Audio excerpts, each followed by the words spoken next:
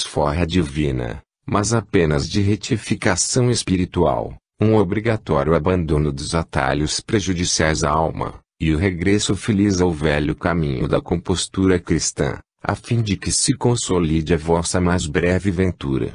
Enquanto as energias íntimas do vosso globo fremirem sob o convite assustador do astro indesejável, a sua massa agitar-se-á como gigante que desperta, irritado, pela irreverência humana, mas as vossas almas sentir-se-ão rompidas em seu egocentrismo milenário e de personalidade isolada, para se buscarem entre si, nas dores coletivas. Os vossos corações sentir-se-ão irmanados pelo sofrimento, e as vibrações de angústia coletiva repercutirão como uma só alma sedenta de paz e de amor. Mesmo os últimos São Tomés, os pseudo-sábios, cuja indiferença se protege com os postulados científicos, reconhecerão, também, o momento sacrificial e, de joelhos, rogarão a sua integração nas hóstias pacíficas do Cordeiro. Será um trágico convite, não resta dúvida, a ser olhado com rancor pelo intelectualismo intoxicado do vosso século, mas, para vós, apenas um modesto resgate, em face das inexcedíveis venturas que vos esperam nas esferas da luz, onde o Cristo reina eternamente e distribui o seu imperecível amor às almas cristificadas. Não serão acontecimentos alcançáveis apenas pela vossa atual juventude. Gradativamente hão de todos participar deles, cada um conforme a sua necessidade de retificação espiritual e de acordo com a sua dívida kármica acumulada no decorrer dos séculos. Muitos que já partiram do vosso mundo, e outros que ainda hão de partir, hão de retornar em breve, premidos pela lei da reencarnação, a fim de se submeterem ao exame profetizado para a promoção espiritual coletiva. A recrudescência dos acontecimentos no próprio espaço adjacente à Terra criará o clima necessário para a retificação espiritual dos desencarnados, pois todo o invólucro astrofísico da Terra sofrerá sob o impacto renovador. Não serão encontrados lugares melhores ou piores, zonas de salvação ou de fuga, nem se saberá o momento exato dos acontecimentos, conforme o próprio Jesus afirmou, quando disse: "E a hora exata só meu Pai é quem sabe." Cada um será provado onde estiver, malgrado a crença de muita gente, que buscará apressadamente os lugares de salvação, no mundo físico, ante o pavor dos acontecimentos trágicos. Reza a profecia: os da cidade não alcançarão os campos e os dos campos não alcançarão as cidades. O karma inflexível, como lei invulnerável, imutável, é que ditará o quantum de responsabilidade de cada habitante da Terra, destruindo toda a possibilidade de fuga ilusória na precariedade da carne. Não vos impressioneis, portanto, e aguardai, na rotina comum de vossas vidas, o dia em que o alto vos pedirá provas de amor, de bondade e de perdão. Só existe realmente uma senda que vos poderá salvar, uma única esperança capaz de livrar-vos definitivamente do mal, da dor e da ilusão. Em qualquer fim do mundo que ocorrer durante vossas existências espirituais, a vossa libertação só será encontrada na vossa absoluta integração nos postulados do Evangelho do Cristo. O juízo final. Pergunta: qual o principal objetivo do juízo final, no evento profético dos tempos chegados? Ramatiz: é o de selecionar os espíritos em duas ordens distintas, a fim de ser ativada a ascensão espiritual das duas ordens selecionadas. Pergunta: quais serão essas duas ordens distintas? Ramatiz: compreenderão os dois grupos distintos que Jesus profetizou para a hora final, quando afirmou que viria julgar os vivos e os mortos, separando os lobos das ovelhas, o trigo do joio, ocasião em que os bons sentar-se-iam à sua direita e os maus à sua esquerda. Um desses grupos, o que tomará lugar à direita do Cristo, será constituído das criaturas cuja vida houver representado um esforço à procura da bondade, do amor, da honestidade, da renúncia em favor do próximo, no cumprimento dos preceitos renovadores do Evangelho. O outro grupo, que tomará lugar à esquerda do Cristo, será representado pelos maus, compondo a triste caravana dos que migrarão para um orbe inferior, em relação com o seu padrão anticrístico.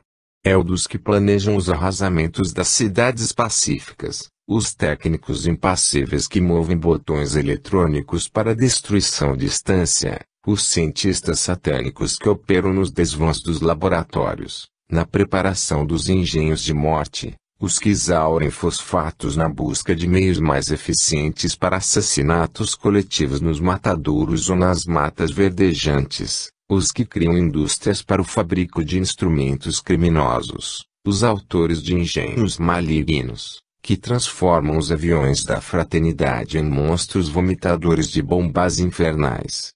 E a triste caravana será ainda engrossada com outros contingentes humanos provindos das corrupções administrativas, os que se locupletam com os bens públicos e dificultam o leite para a criança, o asilo para o velho, o agasalho para o desnudo e o hospital para o indigente, as almas venais, que transformam a consciência em balcão, os exploradores sensacionalistas das desgraças alheias, os jornalistas, escritores, tribunos e políticos que instigam ou defendem as forças do ódio, indiferentes à edificação superior da consciência das massas e à educação essencial da criança. Este o séquito a caminho da implacável retificação no habitat sombrio de outro mundo tão agressivo e impiedoso quanto as suas próprias consciências, e que se tornará o regaço materno não só dos que obrigam as mãos que lavram o solo pacífico a tomar armas para o extermínio fratricida, como daqueles que insuflam o ódio racial e contribuem para o desaparecimento da paz, dos que industrializam as graças divinas a troco da moeda profana, dos que pregam a fraternidade promovendo a separação e empregam os recursos da violência para a conversão dos infiéis. Como egoístas, impiedosos, avaros, fariseus e salteadores de traje a rigor, terão que se sujeitar aos pródromos de outra civilização humana, no exílio provisório à esquerda do Cristo. Pergunta: supondo que esses seres se convertam na hora derradeira de seu afastamento da terra, porventura Deus não os perdoará? Ramatiz: não alimenteis as falsas ilusões que as religiões criaram a esse respeito. O perdão exige uma premissa, que é a ofensa. Ninguém pode perdoar sem ter aceito ou considerado a ofensa correspondente. Portanto, para que Deus perdoe, é necessário conceber-se que, antes disso, se sentisse ofendido. Uma vez que Deus não se ofende, pois é o absoluto Criador incriado, não precisa perdoar. Ele é a lei suprema, cujo objetivo se revela na consecução da felicidade do espírito. Demais, o perdão à última hora, como já explicamos, não modifica o conteúdo íntimo da alma, a qual necessita reeducar-se para se harmonizar com as esferas de vibração mais pura. Pergunta: afirmou-nos o irmão que a separação, na hora do juízo final, ativará a ascensão espiritual dos dois grupos. Como se dará essa ascensão entre os que forem afastados para as regiões infernais? Ramatiz: Jesus afirmou que os da sua esquerda seriam degradados para regiões onde só há o ranger dos dentes. Isto significa que se trata de planos rudes, primitivos, opressivos locais de desespero, de ódios, de desforras e de animalidade. Os afastados para regiões inferiores em relação ao vosso orbe, constituindo-se de almas esclerosadas no mal e na preguiça espiritual, daninhas às coletividades pacíficas, também progredirão até mais rapidamente, ante a agressividade do meio em que forem habitar. Tratando-se de espíritos já sensíveis, conhecedores dos bens terráqueos, sofrerão mais intensamente os impactos purificadores, pela maior consciência dos seus estados íntimos. A saudade da vida no seu planeta original ativará intensamente as suas inteligências, condensando-lhes no subjetivismo da alma desejos e ideais para uma breve libertação do orbe inferior. Ambos os grupos estabelecidos no juízo final, o do trigo e o do joio, conseguirão acentuado progresso espiritual, de acordo com os valores afins ao seu psiquismo coletivo. Os da direita do Cristo serão favorecidos com nova reencarnação na Terra já higienizada no seu clima e magnetismo, que lhes permitirá uma ascensão mais rápida, devido à pulsação uníssona dos sentimentos crísticos de todos. Pergunta: essa finalidade única dessas épocas proféticas classificadas como juízo final?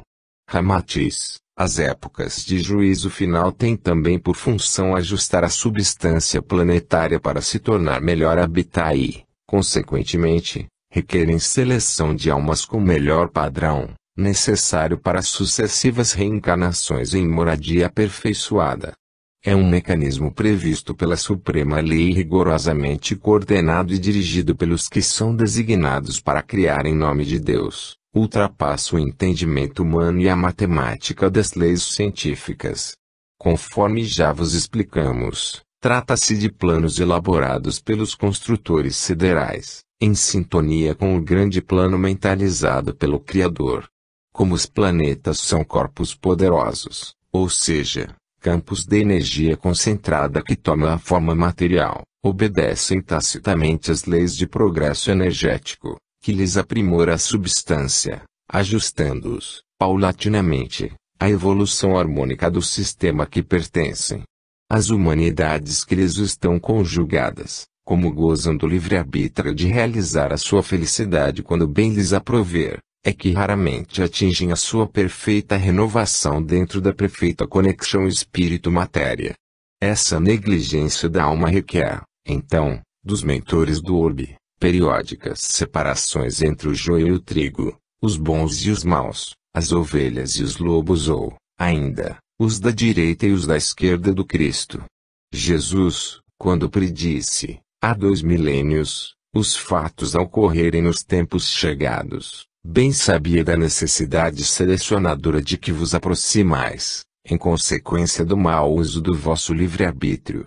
O livre-arbítrio é um direito que o Pai concede ao espírito, mas, quando ele abusa dessa faculdade, retarda-se na ascese espiritual e se desajusta, causando prejuízos ao progresso da sua própria morada. Iludido pelos prazeres transitórios da vida física, seduzido pelas gloriolas efêmeras e pelos tesouros enganadores, trabalha em prejuízo de sua felicidade. Depois, assusta-se, temeroso da aproximação do juízo final. É que nota, surpreso, que vivia entre as ilusões do mundo provisório, fazendo ouvidos moucos à voz augusta do Mestre, que advertia da hora improrrogável do ajuste psicofísico. A lei, imutável, severa, mas justa na lógica do aprimoramento por seleção, afasta para mundos inferiores os que reclamam recursos mais drásticos para a escalada da perfeição. E, assim como se acelera o progresso dos degradados para mundos mais atrasados à força de um sofrimento compulsório mais doloroso, do novo habitat, também se desenvolve o psiquismo dos nativos desses orbes primitivos, ante o auxílio que lhes trazem os descidos dos mundos mais adiantados. É a perfeita equidade da lei suprema, que atua para o bem e para a felicidade de todos os filhos de Deus. Pergunta: isso quer dizer que estamos sob um perfeito controle administrativo do espaço? É isso mesmo. Ramatiz: não deveis estranhar a existência dessa administração, salvo se vos esquecestes do que Jesus disse: o que ligardes na terra será ligado nos céus, e o que desligardes na terra também será desligado nos céus. Nada ocorre no vosso mundo, que não tenha aqui as suas raízes fundamentais, seja o fato mais insignificante, seja a consequência mais ampla. Os mestres espirituais vos acompanham, desde os primeiros bruxulheios da consciência individual, por meio de fichas kármicas de vossas existências. A desordem e a indisciplina podem causar confusões em vossos meios materiais, mas nos organismos diretores de vossas existências espirituais a ordem e a harmonia são elementos permanentes. Na hora nevrálgica dos eventos selecionadores, a cada um será dado conforme as suas obras e, também, muitos serão os chamados, mas poucos os escolhidos. O terrícola assemelha-se comumente a um menino irresponsável, procura ignorar a sua urgente necessidade de integração no Evangelho, guardando a ilusão de que haverá contemporizações se porventura sobrevier uma hora dolorosa, em que se façam ajustes das falências espirituais. A persistência em permanecer nas trevas da iniquidade não pode favorecer a ninguém perante a justiça divina. Pergunta: os juízos finais são elaborados prévia e definitivamente para o estado psicológico dos habitantes de um urbe, ou obedecem a modificações eventuais? Ramatiz: obedecem a modificações periódicas e se sucedem em perfeita correspondência com as mudanças de raças raízes, que estabelecem padrões mentais e científicos nos planetas. São acontecimentos que os registros iniciáticos, do Oriente, denominam de pralayas, cujos eventos se sucedem dentro da ronda de cada orbe. É por isso que, embora a ciência oficial queira afirmar a inalterabilidade do ângulo de obliquidade do eixo da Terra, podereis verificar naqueles registros orientais que esse eixo se modifica, em algumas épocas, produzindo consequências cientificamente imprevistas. São as variações decorrentes da inclinação do eixo terrestre que produzem os períodos chamados pralayas, que se registram sob o determinismo científico da lei kármica do orbe e dos seus moradores. Pergunta: é violenta essa variação do eixo terrestre? Ramatiz: manifesta-se de duas formas distintas, umas vezes com certa violência, produzindo rápida modificação e acarretando um cataclismo geológico, como ocorreu na submersão da Atlântida, e outras vezes não. Além do que consta nos registros iniciáticos do Oriente, podeis encontrar notícias da última influenciação sofrida pelo eixo da Terra se percorredes os textos da Bíblia, do Talmud, de inúmeros papiros egípcios, das tábuas astronômicas da Babilônia, da Pérsia, da Índia, e até os calendários astecas e os dos maias. Há notáveis e exatas referências a esse fenômeno nas lendas folclóricas do México, da China, da Arábia, do Tibete, da Finlândia, nos relatos verbais ou tradições conhecidas entre os aborígenes da América Central e os remanescentes dos peles vermelhas americanos.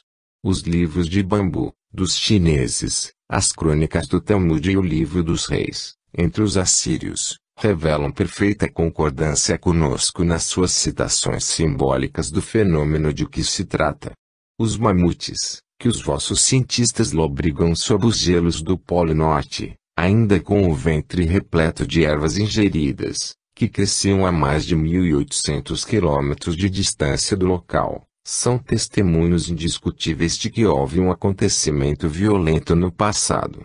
Na realidade, a espécie mamute foi aniquilada de súbito, asfixiada pelo gás que se desprendeu na convulsão, e soterrada sob o gelo que se formou em consequência da modificação rápida do eixo da Terra. A nova modificação no eixo terráqueo, que se inicia atualmente, processa-se lenta e gradativamente. No primeiro caso houve inversão e, no segundo, registra-se a elevação do eixo. Pergunta: temos procurado enquadrar essas vossas revelações nos cânones científicos atuais, mas não encontramos maneira lógica de o fazer. Tais fenômenos devem, porventura, contradizer as leis científicas humanas. Ramatiz: aparentemente, parecer-vos-á que contradizem, em primeiro lugar, porque não estamos autorizados a vos dar integral e indiscutivelmente soluções que, em grande parte, cabe a vós mesmos descobrirdes dentro da lei do esforço próprio. Em segundo lugar porque, em se tratando de eventos futuros, para além de vossos dias, é necessário velar, de certo modo, o desenrolar completo dos acontecimentos e do fenômeno particular do planeta higienizador. Pouco a pouco, no entrechoque da crítica oficial com as oposições experimentais, toda a realidade se fará visível.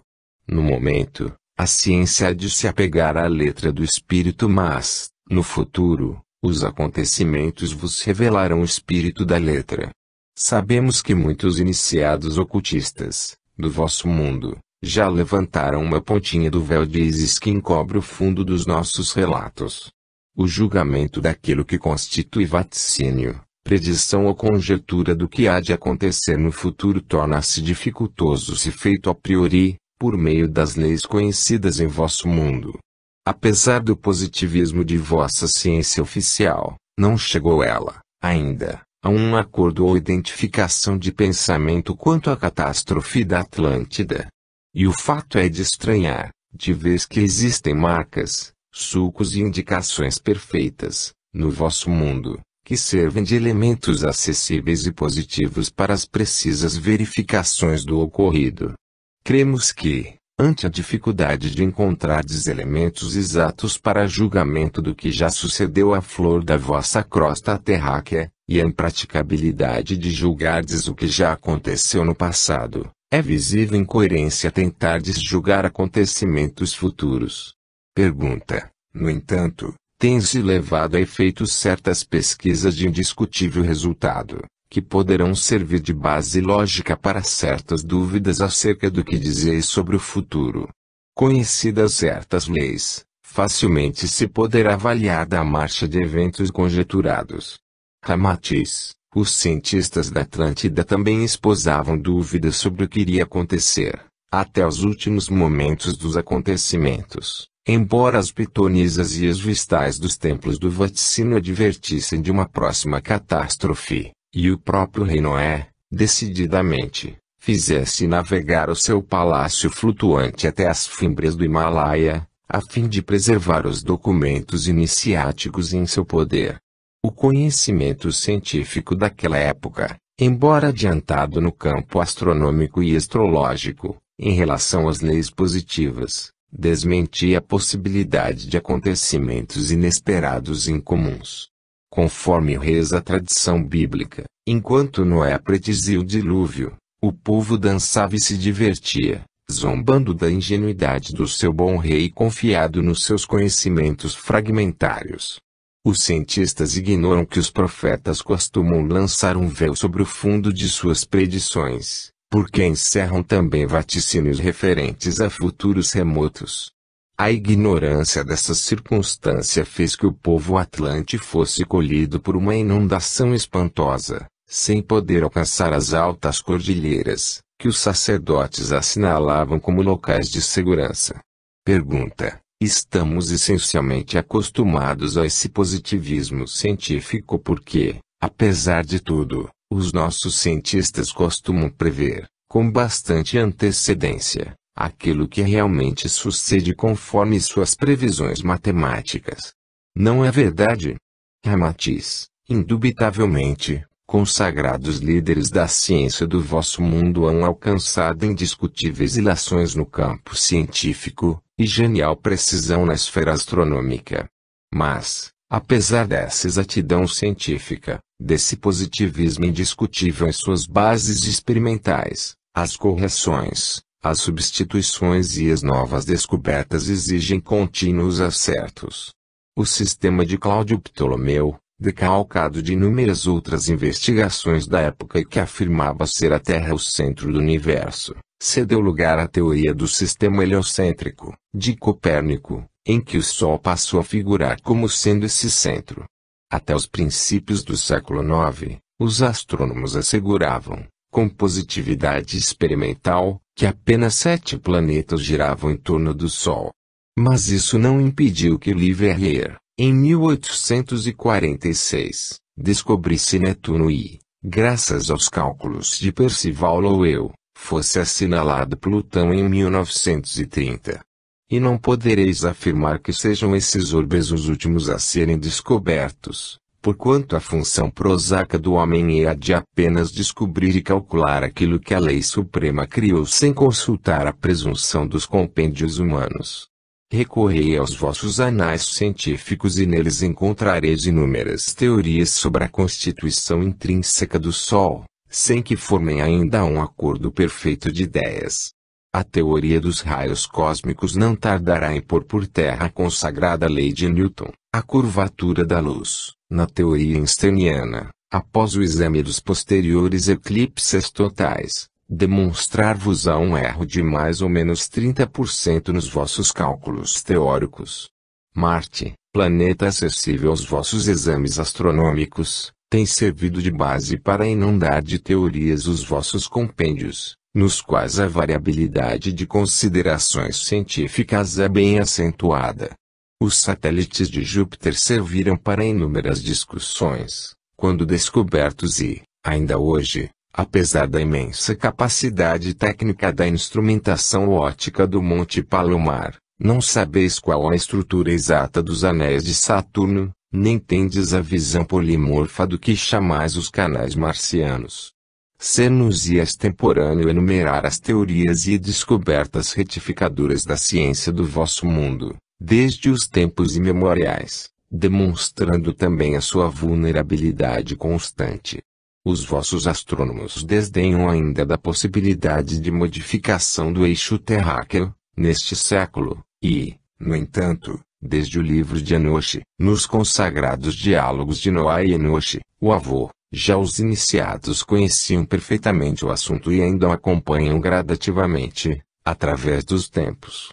Pergunta: quais os resultados para a massa planetária, em virtude de tais variações periódicas do eixo da Terra? Ramatiz: através das modificações que resultam, estabelecem-se os repousos e as revitalizações do solo, com os quais certas regiões desnutridas e radiativamente esgotadas aurem novas forças de que precisam para servir aos seus moradores.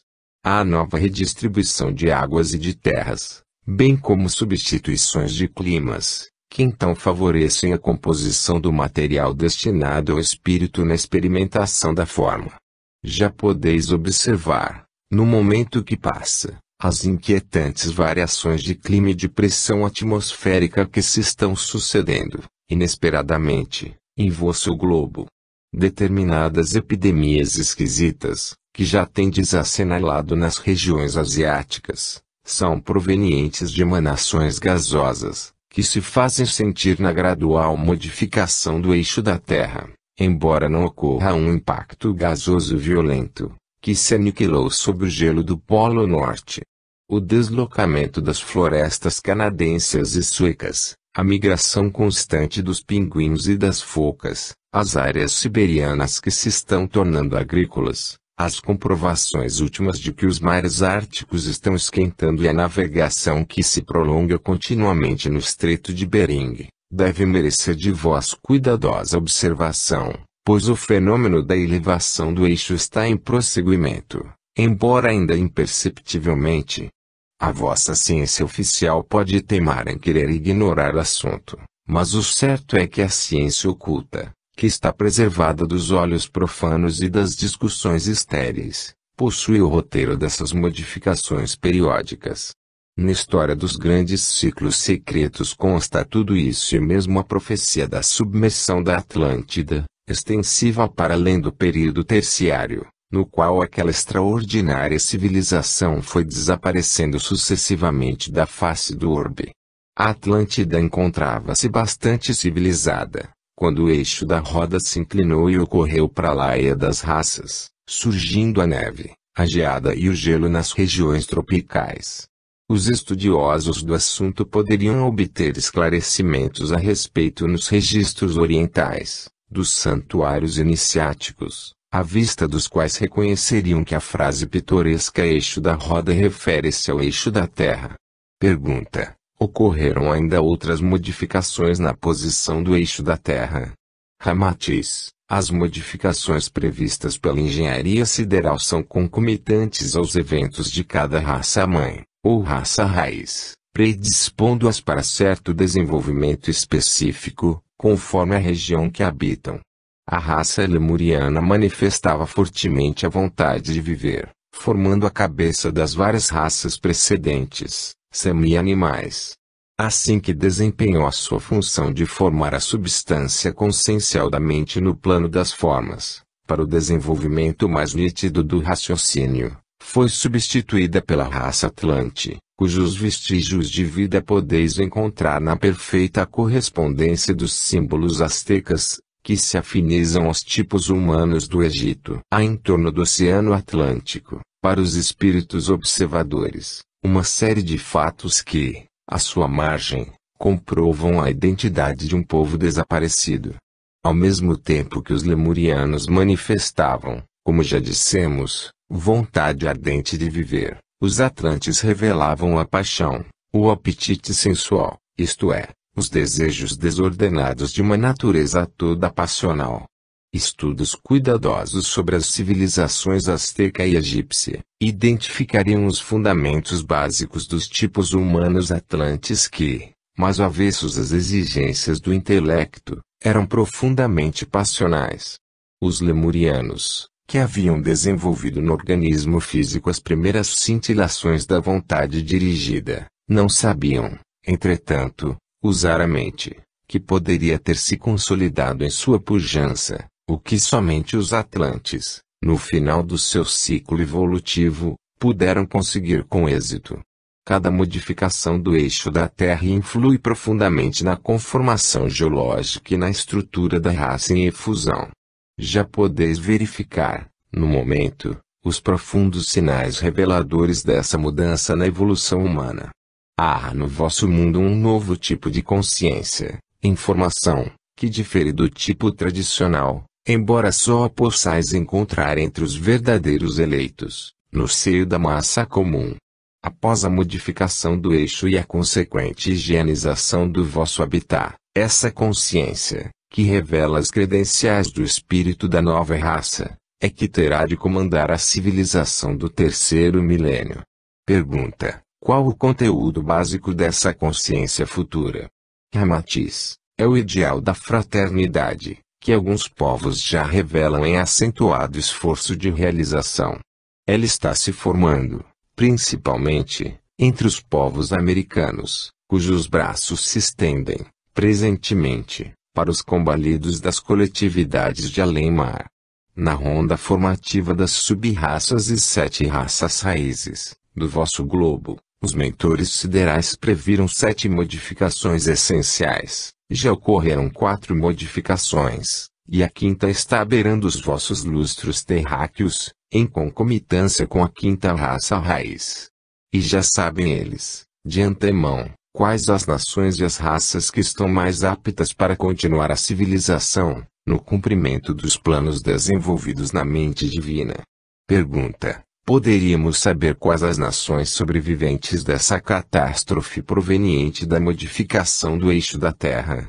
Ramatiz: não nos cumpre indicar nominalmente quais os conjuntos sobreviventes, mas conhecê-los eis pela sua maior afinidade com os ensinos do Cristo, pelo seu maior afastamento do mercantilismo e da corrupção moral.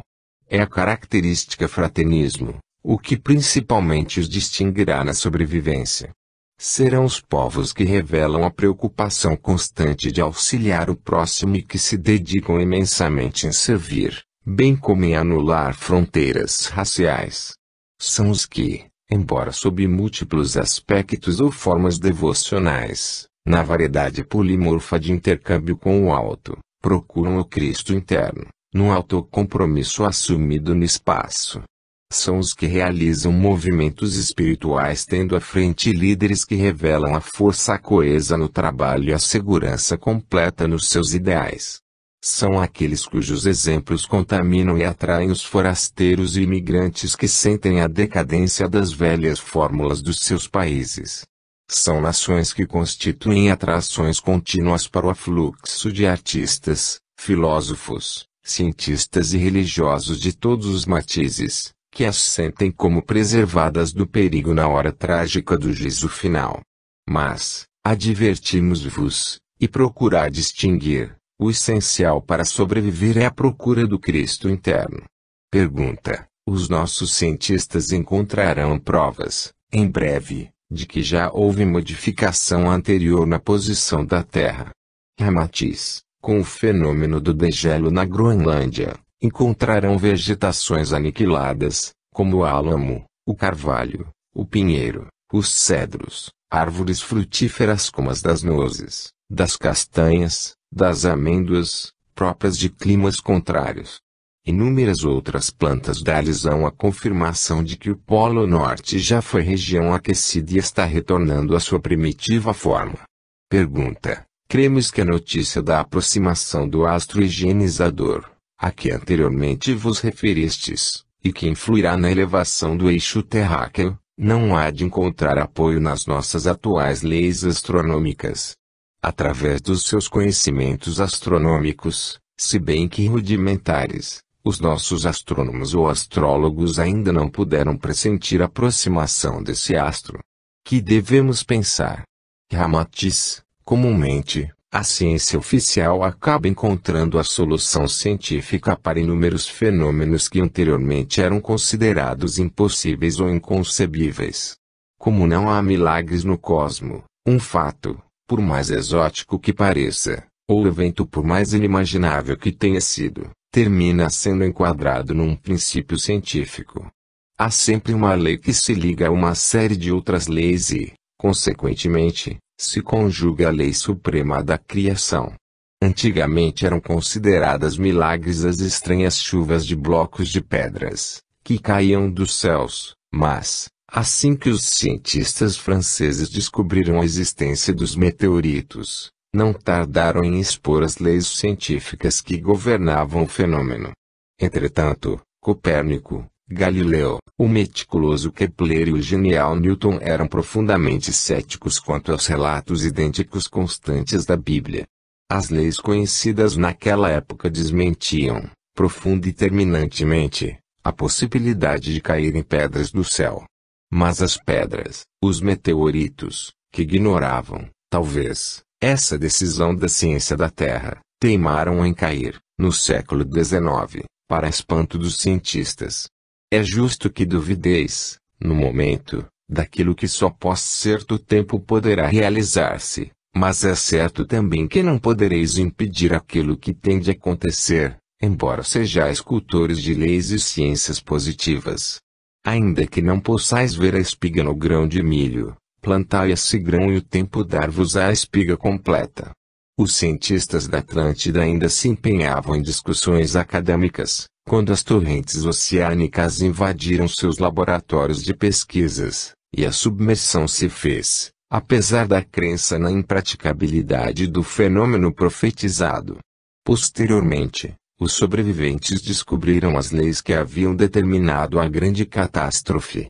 E a profecia, naquela época, assim rezava, para só mais tarde ser compreendida: haverá mudança do eixo da roda, o quente ficará frio e o frio será quente, lançando de baixo para cima e o de cima para baixo.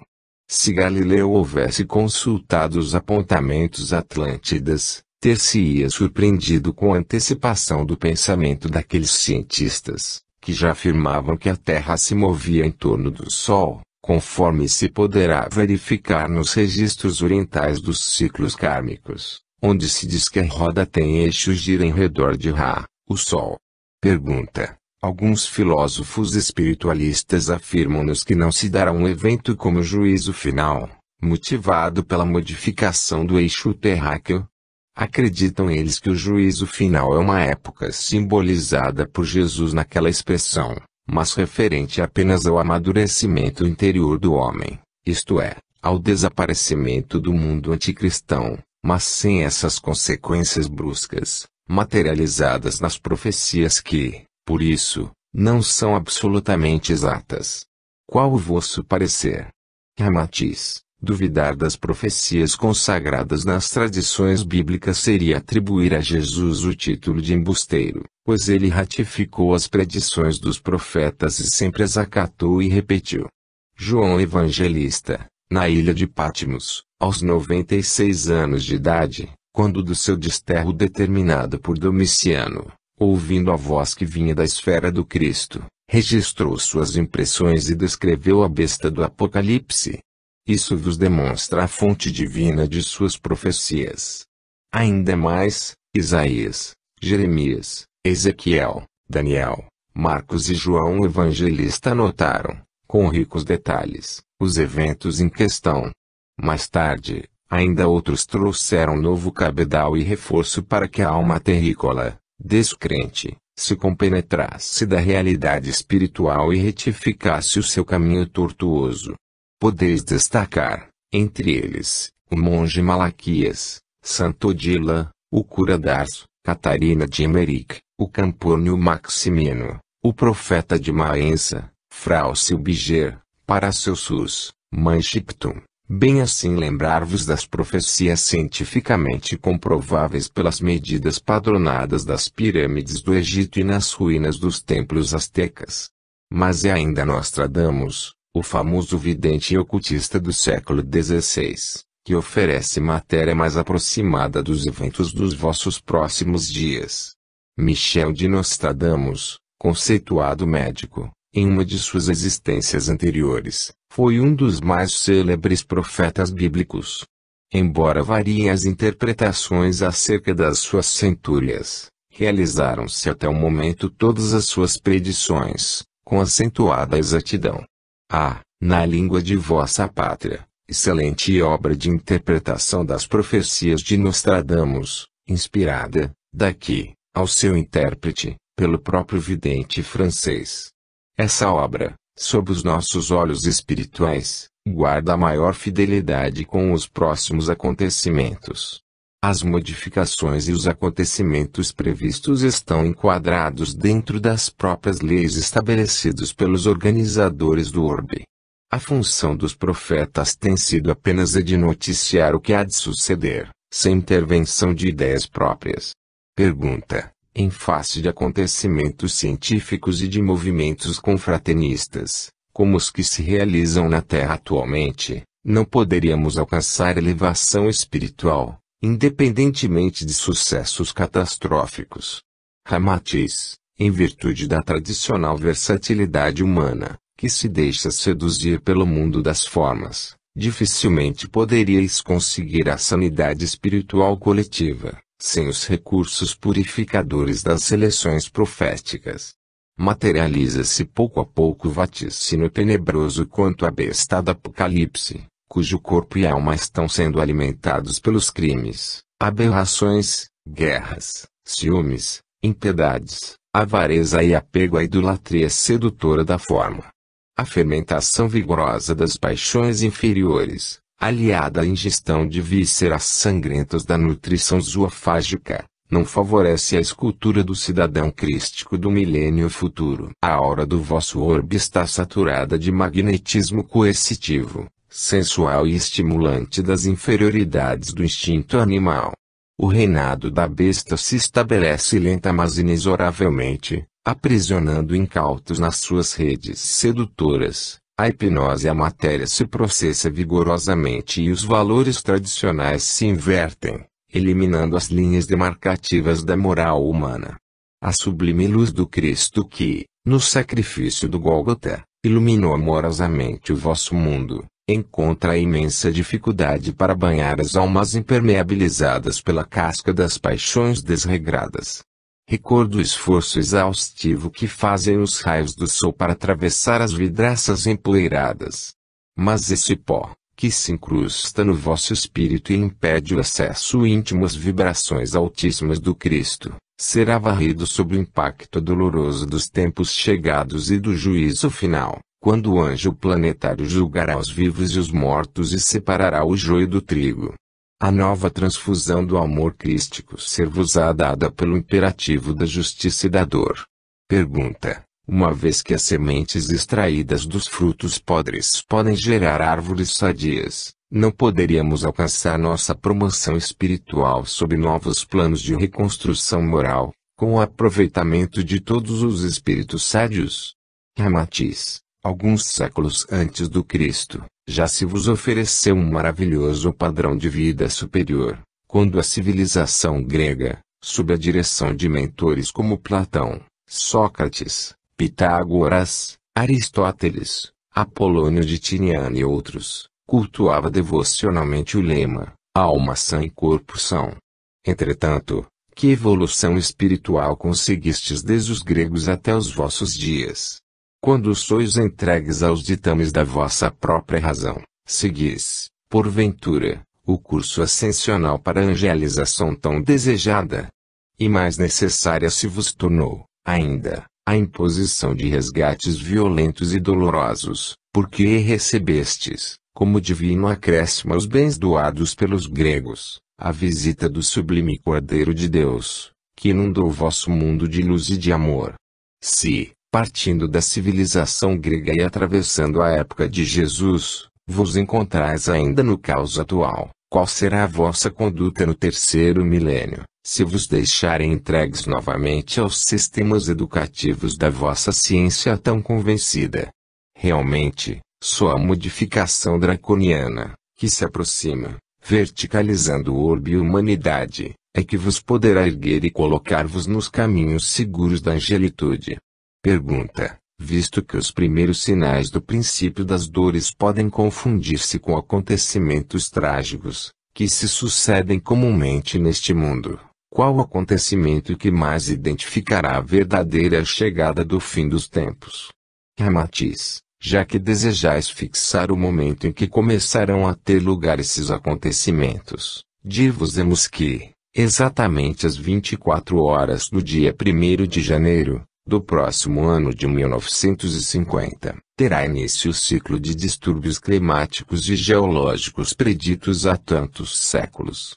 Lenta, mas inexoravelmente, os fatos se reproduzirão em gradativa intensidade. Inúmeros terremotos suceder-se-ão em lugares situados fora do cinturão de abalos sísmicos. Grandes e temerosas inundações fluviais hão de ultrapassar níveis de rios nunca atingidos por elas. Algumas ilhas vulcânicas desaparecerão rapidamente e outras desconhecidas farão a sua eclosão no seio dos oceanos. Chuvas torrenciais desabarão em zonas de contínuas secas, e regiões tropicais sofrerão os efeitos de geadas inesperadas. Rios nutridos perderão o seu conteúdo líquido e leitos secos ficarão pejados de água. Tufões e furacões visitarão continuamente as zonas ribeirinhas, estendendo-se a áreas muito distantes e eclodindo em ritmo cada vez mais acelerado. Algumas praias ficarão reduzidas, ao mesmo tempo que outras terão as suas faixas arenosas aumentadas. Aldeias situadas em áreas de inundações sumir-se-ão do vosso mapa terráqueo, deixando milhões de pessoas sem teto. Os animais, as aves e mesmo os peixes e crustáceos emigrarão continuamente para zonas imprevistas. O frio se fará fortemente manifesto nos lugares tradicionalmente calorosos, enquanto, para a surpresa dos seus habitantes, a temperatura subirá continuamente em regiões frígidas. O movimento gradual da verticalização do eixo da Terra irá descobrindo rochas com restos petrificados, de animais e vegetais, principalmente os fósseis mais importantes, que se situam na região do Irã, do Egito, do México e na China. Muitas teorias serão aventadas pelos cientistas, para explicar o fenômeno. Alguns responsabilizarão por isso os experimentos atômicos ou as devastações florestais. Outros apenas afirmarão que se trata de aquecimento natural do orbe. Decorridos mais alguns anos, a vossa ciência não terá mais dúvidas de que algo estranho se processa na Terra, mas, também, o homem comum já não duvidará de que soa a hora profética da sua redenção espiritual. As influências astrológicas. Pergunta: ser-vos-ia possível citar-nos qualquer fato, próximo de nossos dias, com que se pudesse comprovar a existência de uma influência astrológica em algum acontecimento científico, econômico ou social, em nosso mundo? Ramatiz: embora a astrologia não seja levada a sério, pelo academismo do vosso mundo, inúmeras descobertas e acontecimentos, tanto nas esferas científicas e econômicas quanto no terreno social, provocando excitações bélicas na coletividade, podem ser influenciados pelos astros.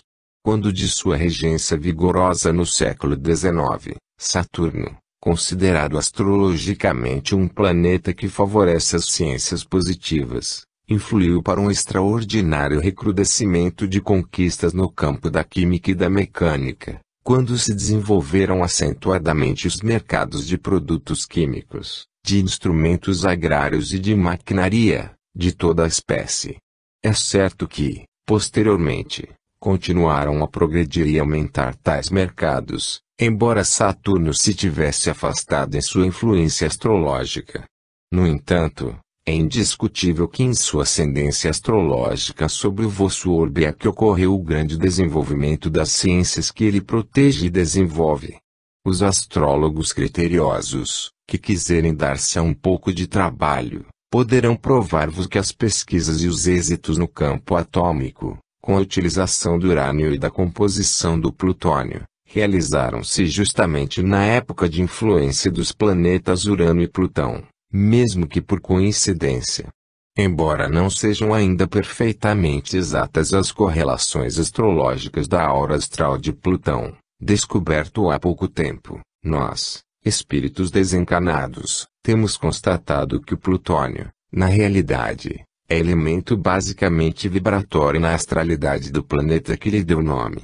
Pergunta: somos inclinados a dar mais crédito à astronomia, porque é uma ciência experimental, enquanto que a astrologia nos parece firmada sobre bases empíricas?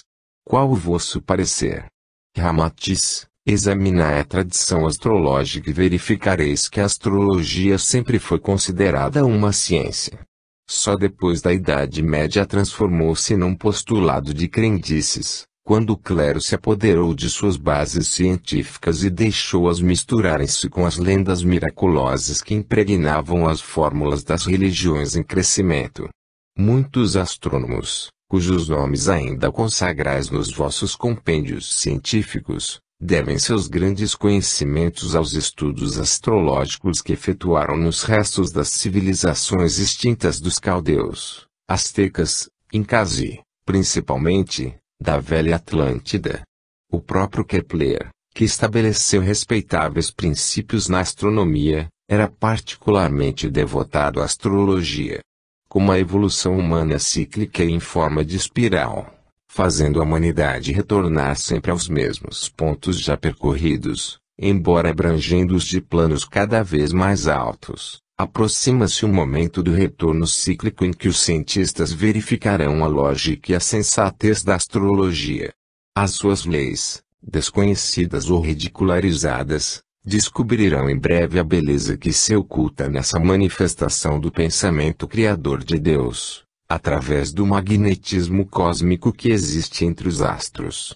A astrologia pode ser considerada, sem receios, o espírito da astronomia. É o excesso de materialidade do homem do século XX que o distancia das leis espirituais kármicas que se situam na esfera astrológica. Assim como há ritmos zodiacais que disciplinam os elétrons em suas órbitas no seio do átomo, também existem os seus equivalentes que orientam os cursos dos astros no seio do cosmo. Os sábios da antiguidade eram profundamente conhecedores destas assertivas, apesar de não possuírem instrumentação necessária para os conduzir às eleições científicas dos modernos aparelhos de laboratórios. E já naquele tempo afirmavam que, como é um microcosmo, assim é o macrocosmo, ou, então, aquilo que está em cima também está embaixo. No futuro, só a astrologia, respeitosamente estudada pelos astrólogos científicos, poderá explicar, positivamente, o que se dá desde o karma de um elétron em torno do núcleo atômico até o de uma constelação estelar, desde o impulso progressivamente contínuo, que há no seio de um simples mineral, até a coordenação psicofísica que conduz uma nação a constituir a humanidade angélica. O astrólogo, mesmo que não o considereis como um cientista, na acepção do termo oficial do academismo do vosso mundo, é um hipersensível, que capta o fenômeno em sua feição original e sabe quando se modifica o ritmo comum das sequências familiares. Assemelha-se ao maestro, cujo ouvido afinadíssimo é capaz de perceber se um músico desafina numa semifusa da partitura musical. Qualquer acontecimento no vosso mundo, mesmo a materialização de um elétron na órbita atômica, deve primeiramente ser pensado na mente divina. A astronomia pode catalogar o fenômeno quando já se projeta no campo consciencial da esfera científica, mas só a astrologia é capaz de vislumbrar o acontecimento na fase de sua ideação. Os astrônomos terrícolas podem prever os caminhos e o tempo percorrido pelos orbes na abóbada celeste, mas a astrologia assinala o espírito de vida que traça e determina esses objetivos. Não tarda o dia em que os velhos astrólogos do passado, chamados de ingênuos visionários e de ledores de estrelas, serão recolocados na justa consideração que para nós sempre lhes foi devida, não apenas como profetas da ciência, que veem e reveem o fenômeno, porém como sábio que, além disso, sabe de onde ele provém. Pergunta: por que será que a nossa ciência não pôde comprovar, até agora, com lógica científica, um só fenômeno que nos despertasse confiança decisiva nas influências astrológicas?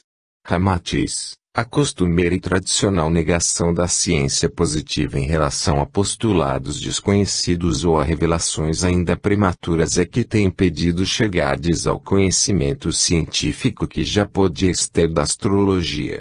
Essa sistemática negação constitui uma verdadeira pré-anulação do desejo de acertar, e cria a própria decepção científica. É uma procura indesejada, uma pesquisa dirigida pela ideia fixa de se negar o resultado a que se pode chegar. Os sábios terrenos, que se tornam eufóricos com a descoberta das emanações ódicas, ou com a aferição das ondas ultramicrocurtas cerebrais, esquecem de que Mesmer, embora considerado charlatão, já havia descoberto essas energias muito antes deles, e sem possuir aparelhamento científico. O genial sábio sentiu, em suas percepções supranormais, muito antes que vós, aquilo que é vossa ciência, chamada positiva e lógica, só conseguiu descobrir com auxílio de instrumentação aperfeiçoada. Os astrólogos também sentem, intuitivamente, os fenômenos astrológicos, ao passo que a ciência só os pode apreciar tardiamente, com aparelhamento apropriado. Não vemos possibilidade de comprovar afirmações astrológicas, aferindo-as pela instrumentação científica da Terra, enquanto os vossos cientistas, paradoxalmente, agirem anticientificamente, isto é, pretendendo a solução perfeita antes da pesquisa. Pergunta: no entanto, temos tido inúmeras decepções quanto aos prognósticos astrológicos, pois muitas vezes são até contraditórios, embora referindo-se a um mesmo signo de nascimento de várias pessoas. Como pode ser isso? Ramatiz: não nos estamos referindo à indústria de horóscopos ou à buena dicha com indicação dos dias felizes para os bons negócios, em que a posição conjuncional ou estratégica dos astros possa desenvolver, no psiquismo do ocioso ou do utilitarista, as forças para que possa competir com a manha da raposa. Isso não é da esfera da astrologia. Não nos estamos referindo a atuações astrológicas que possam penetrar nos escaninhos complicados da alma e levar-lhe recursos inesperados que devam anular o esforço próprio. Aludimos, sim, ao imenso sopro de energias astrais que se escoam dos orbes, na forma de poderosas correntes de vida magnética e se intercambiam na pulsação de suas almas vitais. É óbvio que, se quiserdes resolver os vossos destinos regulando-os conforme a posição dos astros nos dias do vosso nascimento, sereis candidatos a inúmeras decepções da jornada humana. Embora as coletividades humanas se situem karmicamente sob vigorosas influências astrológicas, há que não esquecer o conceito sensato da astrologia: os astros dispõem, mas não o impõem. Apesar disso, não podeis extinguir a poderosa corrente de forças vitais, que flui de orbe para orbe, que incorpora-se e adelgaça, expandindo-se ou reduzindo-se conforme a influência de outros planetas, aquém ou além de vossa morada planetária. Se pudesses vislumbrar no éter cósmico o panorama de um sistema de planetas em torno de um Sol, ficarias surpreendidos ante a reciprocidade assombrosa dos poderosos rios de energias do que se formam e se despejam, de astro para astro, na forma de canais fulgurantes de magnetismo cósmico, e que são registrados pela astrologia. A ciência astronômica anota-lhes existência no tipo de energia gravitacional, mas a astrologia sente a sua força na forma de energismo astroetéreo. Na sua modesta peregrinação em torno do Sol, a Terra tanto pode beneficiar-se com um banho de fluidos benéficos que envolverão de bom magnetismo astrológico, como pode receber rajadas de forças opressivas, que lhe invadam os reinos da crosta, excitem coletividades, despertem instintos e alimentem vontades destruidoras.